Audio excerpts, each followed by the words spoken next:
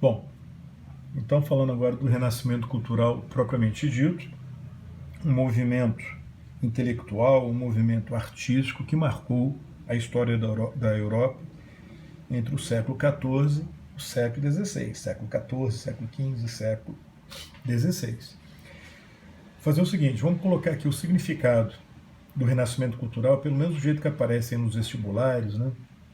que é o que mais vai nos interessar nessa aula, essa visão mais tradicional. Depois a gente dá uma olhada nas características básicas do renascimento cultural e depois vamos falar um pouquinho sobre as fases do renascimento cultural. É um assunto que envolve também história da arte. Então eu não vou me prender nessa parte artística propriamente dita. Eu vou falar basicamente dos traços do renascimento cultural e quando falar aí da cronologia dele, destacar um ponto ou outro que pode até ajudar nas aulas de educação artística, ok? Bom, o significado do renascimento cultural na visão mais tradicional é esse que vocês estão vendo aí. É considerado uma nova cultura mais laica, de origem urbana, que nasce nas cidades, associada à burguesia, aquela burguesia em ascensão no final da Idade Média, inspirada nas tradições clássicas greco-romanas. É a ideia de resgatar essa tradição clássica grego-romana que supostamente tinha sido abandonada na Idade Média. A própria ideia de Idade Antiga, Idade Média e Idade Moderna é uma ideia que nasceu no Renascimento Cultural. Ela foi criada por intelectuais do Renascimento Cultural. Então, esse Renascimento é chamado também de Renascença, porque essa cultura clássica greco-romana estaria sendo redescoberta, estaria renascendo naquele momento de forma consciente nas mãos desses intelectuais renascentistas. Vamos lembrar um pouquinho a situação da cultura ocidental na Idade Média. Aí quando estava começando a Baixa Idade Média, em meados do século XI. O contexto da Europa era qual? De uma economia agrária, com pouco comércio. Os motoqueiros aí do iFood entregando comida, deixa esse pessoal passar. Vamos lá. Então, o contexto da Europa era de uma economia agrária, com pouco comércio, poucas cidades, a estrutura da sociedade era aquela sociedade estamental que estava sendo formada nesse momento, de clero, nobreza, povo, o feudalismo, com a descentralização política e uma forte religiosidade. Nesse quadro, a Igreja Católica tinha uma hegemonia na cultura, no conhecimento. Então, a visão de mundo era a visão pregada pela Igreja Católica. O conhecimento era um conhecimento gerado pela própria Igreja e dentro dos limites do catolicismo. E as artes eram influenciadas por esse pensamento religioso. Por isso que é muito comum se falar que na Idade Média, ou pelo menos até esse período, predominava um teocentrismo. A crença de que Deus é o aspecto central da nossa existência, ele é o centro do universo. Okay? É bom lembrar que nessa época, praticamente toda a produção intelectual, produção escrita, foi feita ou era feita pelos mosteiros. Que vejam só, eles preservaram as obras clássicas disponíveis naquela época. As obras de gregos e romanos, que tinham sobrevivido no Ocidente, elas estavam preservadas, eram preservadas pelos mosteiros que copiavam essas obras, além de publicarem, produzirem as obras da própria época.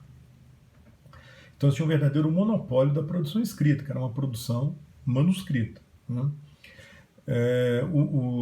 Digamos, o mercado para essas obras era muito limitado. Então, geralmente, essas obras circulavam entre os próprios mosteiros, dentro da própria igreja. Não havia uma procura por parte da sociedade europeia nessa época em relação a essas obras clássicas. Muito bem, isso até meados do século XI. Só que nós vimos que a partir do século XI, ou seja, na Baixa Idade Média, ocorreram profundas mudanças no Ocidente medieval. É um novo contexto. É a época do renascimento comercial e urbano, uma época de um grande desenvolvimento do comércio e das cidades na Europa. A burguesia inicia um processo de ascensão nas cidades. As universidades surgiram nessa época. E os contatos entre Europa e Oriente cresceram de forma extraordinária, tanto de forma pacífica, por meio do comércio, como de forma violenta, por exemplo, com as cruzadas ou com a reconquista cristã da Península Ibérica. Lembrando que o Oriente aqui não significa necessariamente o leste. O Oriente, né, é cultura não ocidental, basicamente é cultura islâmica. É o começo, para muitos foi o começo da transição para o capitalismo. Para muitos a transição começou, na verdade, na Baixa Idade Média e não na Idade Moderna. E a Itália, como nós vimos, virou o principal centro comercial, uma área marcada pela formação de cidades-estados. Gênova, Veneza, Florença, né, Pisa, Pádua, elas vão se formar nesse momento aí, vão virar cidades-estados, muitas com regimes republicanos. Algumas viraram mini-ditaduras, né, mas com o ideal republicano de origem clássica grego-romana, retornando nesse momento.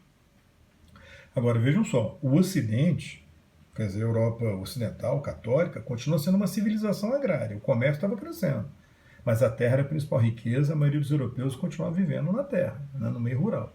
Continuava sendo uma sociedade estamental. Aliás, é nessa época que se cristaliza, se consolida a ideia de uma sociedade estamental. Continua sendo feudal e continua sendo altamente religiosa.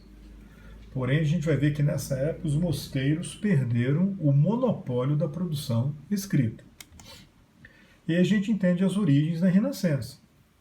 As origens da Renascença, do Renascimento, encontram-se na Itália, nos séculos XIII, XIV, exatamente nesse momento de renascimento comercial e urbano. De fato, a Itália foi a área da Europa que mais conheceu, na Baixa Idade Média, o desenvolvimento do comércio das cidades. Então lá surgiu uma economia, uma sociedade onde a riqueza monetária, a riqueza móvel, vai competir com a riqueza da terra.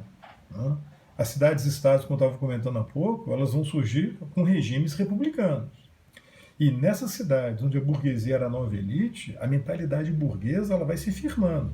Por mais que fosse uma mentalidade, uma elite, mas é de uma nova elite que está se formando nas cidades. Uma mentalidade marcada pelo individualismo, pela astúcia, a esperteza, na liberdade de ação, a criatividade, né, num quadro de competição entre comerciantes, entre mercadores, entre cidades. É uma área que, inevitavelmente, vai ter uma presença de tradição clássica romana enorme, afinal de contas, foi um dos centros da antiga civilização clássica. Um centro foi a Grécia e o outro foi a Itália. Foi Roma, né? E Roma se expande e domina a Itália, então a gente vai ter o italiano na Idade Média, ele vai estar diariamente convivendo com lembranças, né, dessa tradição romana, do Império Romano, na forma de ruínas, né, na forma de construções, de estradas e tal.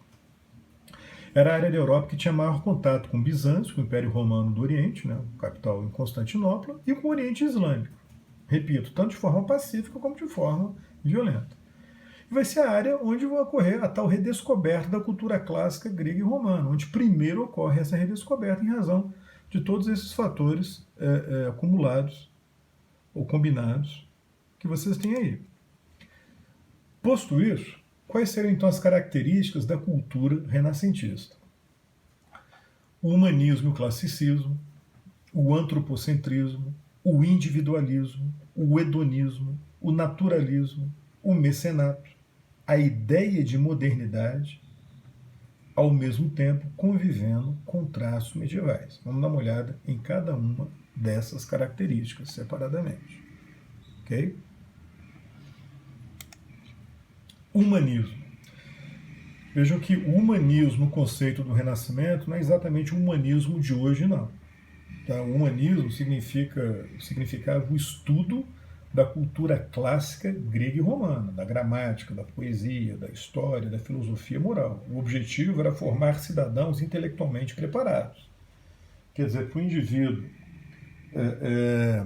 tornar-se culto e respeitado, ele tinha que conhecer os clássicos. Né? E isso aí levou à recuperação do estudo do grego, levou a uma verdadeira redescoberta, né, do Platão, né, do pensamento do Platão. Até então estava mais concentrado no pensamento do Aristóteles, e agora a gente vai ter essa redescoberta do pensamento do Platão. O resultado foi o famoso classicismo. Quer dizer, a cultura clássica vira modelo, né, que deve ser um modelo que deve ser seguido, né, deve ser aperfeiçoado. Então, é a primeira e mais importante característica do Renascimento. Ora, a partir daí a gente pode entender o antropocentrismo. A ideia de que o homem é a principal criação de Deus e é o centro do mundo. Reparem só, não é materialismo, não é rejeição de Deus, não é rejeição do cristianismo.